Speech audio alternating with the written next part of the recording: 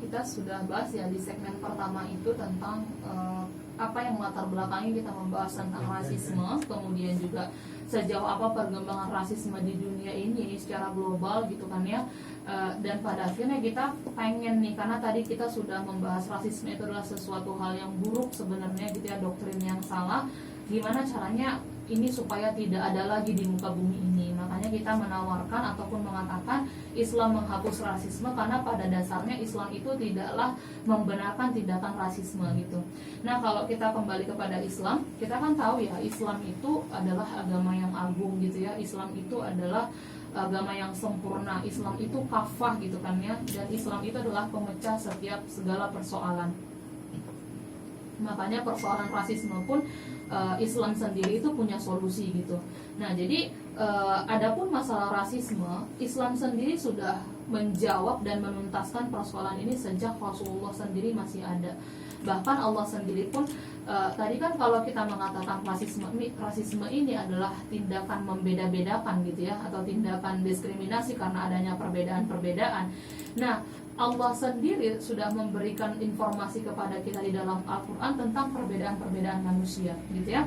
Salah satunya Islam memposisikan keberagaman itu bahwasannya bahasa, warna kulit, gitu kan ya, itu sebagai sesuatu hal yang fitrah.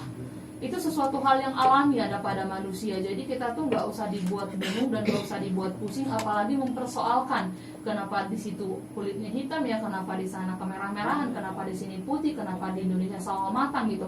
Nah, itu sesuatu hal yang tidak perlu kita perdebatkan, karena Allah sendiri yang menciptakan perbedaan itu, dan itu adalah fitrah bagi manusia. Nah, ini sesuai firman Allah dalam Quran surah Ar-Rum ayat 22. A'udzubillahi minasyaitonirrajim. Allah berfirman, wa min ayatihi, jadi khalaqus samawati wal ardi, dan di antara tanda-tanda kekuasaannya ia menciptakan as-sama wal ard, ya, langit dan bumi. Kemudian wahtilafu alsinatikum, ya, perbedaan bahasa. Ya, jadi gak usah bingung kok banyak bahasa gitu ya. Allah sendiri sudah memberikan informasi itu. Kemudian wa alwanikum gitu ya. Setelah bahasa Allah mengatakan perbedaan warna kulit gitu. Nah, jadi inna fi dzalika la ayatin lil alamin. Jadi sesungguhnya yang demikian itu benar-benar atau tanda-tanda tadi akan tampak bagi orang-orang yang mengetahui. Jadi kalau dilihat dari ayat ini, Allah memberikan informasi kalau Allah sendiri menciptakan perbedaan di antara manusia itu dari bahasa dan warna kulit, gitu kan? Dan menurut Imam As-Suyuti, segala ciptaannya ini adalah sebagai petunjuk bagi orang-orang yang memiliki akal dan ilmu. Sebagai petunjuk yang gimana gitu ya? Di sini kita akan melihat tanda-tanda kebesaran Allah. Jadi orang yang berilmu dan berakal melihat perbedaan itu adalah bukannya justru dia disibukkan dengan perbedaan, tidak membuat dia justru semakin takjub kepada Allah gitu ya. Tapi kalau maksud ayat ini adalah gimana orang-orang yang berilmu itu justru menyadari keberagaman yang Allah berikan adalah sebagai bentuk kebesaran Allah gitu. Itu luar biasanya gitu ya. Kemudian juga Islam memandang suku bangsa adalah sebagai sarana untuk mereka bisa saling mengenal. Jadi perbedaan suku bangsa juga sudah Allah sampaikan dalam Quran surah Al-Hujurat ya, ayat 13 yang bunyinya ya ayyuhan nasu inna khalaqnakum min dzakarin wa unsa. Jadi hai manusia, sungguh kami telah menciptakan kalian itu dari laki-laki dan perempuan gitu ya. Kemudian dikatakan wa ja'alnakum syu'uban wa qabaila. Ya, kemudian kalian itu berbangsa-bangsa, menjadikan mereka berbangsa-bangsa dan bersuku-suku, ya, lita'arafu, agar mereka saling mengenal. Ya, Allah mengatakan seperti itu, inna akramakum indallahi atqakum. Ya, jadi sesungguhnya yang paling mulia di antara kalian itu adalah yang paling bertakwa. Jadi bukan karena perbedaan tadi gitu ya, yang membedakan kalian di sisi Allah itu adalah karena ketakwaan. Innallaha alimun khabir, ya. Jadi dikatakan sini sungguh Allah Maha mengetahui lagi Maha teliti. Nah, jadi perbedaan, keberagaman, baik itu ras, suku, bahasa, bangsa, sudah Allah katakan dalam Al-Quran, ya, baik dalam Quran surah Ar-Rum tadi dan Al-Hujurat. Nah, sikap kita sebagai manusia itu adalah menerima perbedaan itu secara sukarela, sebagai bentuk atau sebagai wujud ketakwaan kita kepada Allah. Dan tadi Allah memberikan garis bawah yang membedakan kita nanti di hadapan Allah bukan karena kita perbedaan suku, bangsa, kemudian ras, kulit gitu, enggak, tapi ketakwaan kita kepada Allah, gitu kan?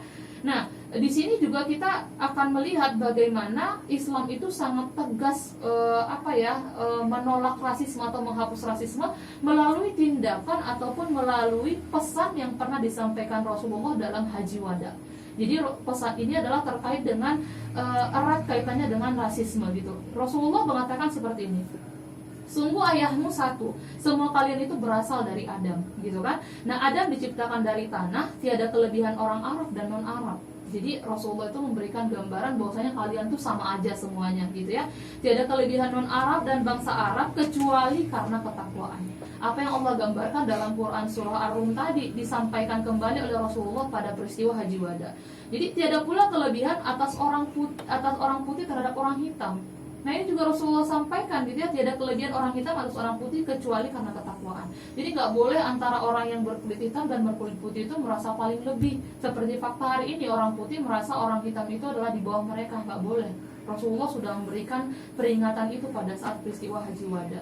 Ya, kemudian ada juga tindakan Rasulullah atau rasisme ini sesuatu hal yang dilarang diperkuat juga dengan tindakan langsung Rasulullah pada saat ada kejadian Rasulullah memarahi seorang sahabat yang menyebut Bilal bin Rabah. Kalau teman-teman tahu Bilal bin Rabah itu kan salah satu orang berkulit hitam kan, tapi dia adalah orang yang pertama kali mengumandangkan azan dulu.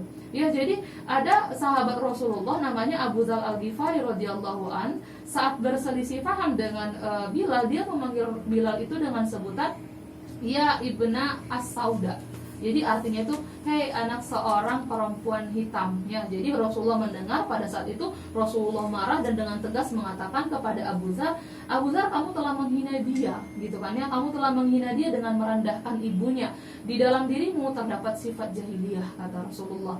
Nah, teguran Rasulullah itu kepada Abu Dzar langsung membuat Abu Dzar itu merasa bersalah, yang pada akhirnya dia meminta kepada Bilal untuk menebus kesalahannya, coba injak saja leherku, gitu kan, karena dia merasa itu adalah sebuah kesalahan besar gitu ya, dengan menyebutkan si Bilal itu anak dari seorang berkulit hitam. Dan kemudian juga Rasulullah itu marah dan pada akhirnya dia meminta maaf dan berusaha agar dia dimaafkan itu ya injak saja leherku, gitulah katanya. Saking pada akhirnya rasisme itu adalah sesuatu hal yang dilarang oleh Islam gitu. Makanya bisa kita lihat dalam riwayat lain Nabi pernah bersabda kepada Abu Dzar, hadis riwayat Ahmad, lihatlah engkau tidaklah akan lebih baik dari orang yang berkulit merah atau berkulit hitam sampai engkau mengungguli mereka dengan takwa gitu ya. Jadi kita nggak usah sok-sok merasa lebih hebat dibandingkan orang lain kalau ternyata ketakwaan orang lain itu lebih unggul. Apalagi mengedepankan perbedaan-perbedaan tadi ya, hanya gara-gara dia putih kemudian dia hitam, atau dia kaya dia miskin, atau dia dari orang kaya atau